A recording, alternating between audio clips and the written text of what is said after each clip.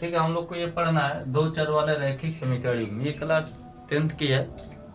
ठीक है, इसमें देखिए क्या होता है, सबसे पहले इसके बारे में बता देते हैं कि दो चर वाले चर क्या होता है। इसको जान लीजिए कि जो भी अल्फाबेट्स हमारे आते हैं मैथमेटिक्स में उसे चर कहते हैं। जैसे कहने का मतलब A to Z जितने होते हैं A to Z, ये सभी हमारे क्या होते हैं, चर होते हैं। बट इसमें सबसे ज्यादा पॉपुलर होता है X Y Z, यानी इसको सबसे ज्यादा ली जाती है अपने नंबर में, ताकि बच्चों को मतलब समझ में अच्छे से आ सके। ठीक है, दो चर होता है, एक अचर होता है। आज का अचर क्या होता है, हमारे जो नंबर्स होते हैं 1 2 इन्फिनिट से जहाँ तक हम गिन सकते हैं वो अचर होते हैं। चर आपको बताया अल्फाबेट्स।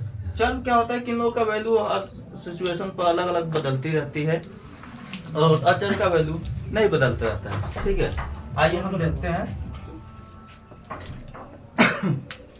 इसके आगे दे रखा है कि दो चर वाले रैखिक समीकरण युग्म में क्या होते हैं। ठीक है, अब कह रहा है कि हमें रैखिक समीकरण युग्म भी चाहिए और ऊपर से दो चर भी चाहिए, तो ऐसे समीकरण लिखना थोड़ा मुश्किल होता है, तो फिर भी हम लोग लिख लेते हैं, कोई दिक्कत नहीं है। ठीक है, इसका सिंपल से एक फॉर्मूला दे रखा है ax प्लस बी वाई, ठीक है, प्लस सी इक्वल टू 0। ठीक है, इसका मतलब ये होता है कि जो ए बी है हमारा चर है, यानी कि ये दोनों हमारा क्या है, चर है, और एक्स वाई अचर है, सी भी हमारा क्या है, कोई कांस्टेंट है, यानी कि चर है। इस पर हम लोग को लेके सवाल लगाना है।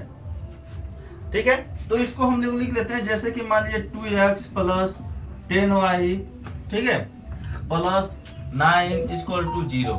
इस टाइप के जो भी समीकरण होते हैं वो हमारे दो चर वाले होते हैं। ध्यान से देखिएगा, इसमें क्या है, एक चर x है और दूसरा चर y है। ठीक है, अब हमें बनाना है समीकरण। समीकरण यानी इक्वल टू करके अगर हम 0 कर देते हैं, इक्वल टू करके जो कुछ भी वैल्यू कर देते हैं वो हमारा समीकरण हो जाता है। ठीक है, दो चर वाला हो जाता है, रैखिक समीकरण हो जाता है। अब आता है युग्म पर। युग्म क्या होते हैं, युग्म का मतलब होता है जोड़ा, कंबाइन। ठीक है, यानी कि आपका एक समीकरण से काम चलने वाला नहीं है, एक और समीकरण को लेना पड़ेगा। क्या करना पड़ेगा, एक और समीकरण को लेना पड़ेगा, तब जाके आपका इस चैप्टर में काम चलेगा। ठीक है, यानी ये हो गया हमारा समीकरण फर्स्ट और ये हो गया समीकरण सेकेंड। ये हो गया आपका रैखिक समीकरण युग्म, यानी पावर कितना है इस पर 1, जिस पर पावर यानी घातों की संख्या 1 होती है उसे रैखिक कहते हैं। यानी जिसके इक्वल टू में कुछ हो, 0 हो या जो भी रिजल्टेंट हो उसे समीकरण कहते हैं। यानी आपका रैखिक समीकरण युग्म हो गया रैखिक समीकरण युग्म। दो समीकरण को मिला के क्या बना दिया हमने, युग्म बना दिए। अब इसमें क्या आता है कि हमें इसके आने वाले सवालों को कैसे सॉल्व किया जाता है, कैसे लगाया जाता है।